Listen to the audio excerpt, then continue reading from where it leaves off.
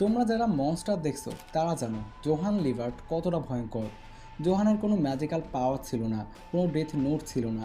তার সবচেয়ে বড় অস্ত্র ছিল ম্যানিপুলেশন আর মানুষের ইমোশনাল উইকনেস। সাইকোলজিতে একটা টার্ম আছে, নিহিলিজম। এর মানে হলো এই পৃথিবীতে জীবনের কোনো মিনিং নাই, মোরালিটি বলতে কিচ্ছু নাই। জোহান লিভার্ট ঠিক এই সাইকোলজিতেই বিশ্বাস করত। সে মানুষের মাইন্ডের ডার্ক কর্নারগুলো খুব সহজেই বুঝতে পারত। একজন মানুষকে ফিজিক্যালি আঘাত না করে শুধু কথার মাধ্যমে তাকে সুইসাইড করতে বাধ্য করা যে সাইকোলজি, সেটাই জোহানকে অ্যানিমে হিস্ট্রির অন্যতম গ্রেটেস্ট ভিলেন বানিয়েছে। চাইল্ডহুড ট্রমা কীভাবে একটা মানুষের ইমোশন, এমপ্যাথি সব ধ্বংস করে তাকে একটা আক্ষরিক অর্থে মনস্টার বানিয়ে দেয়, এটা তার একটা পারফেক্ট এক্সাম্পল। জোহানের সাইকোলজি আমাদের শেখায় যে শয়তান সবসময় শিং নিয়ে আসে না, মাঝে মাঝে খুব সুন্দর একটা মানুষের রূপেও আসতে পারে।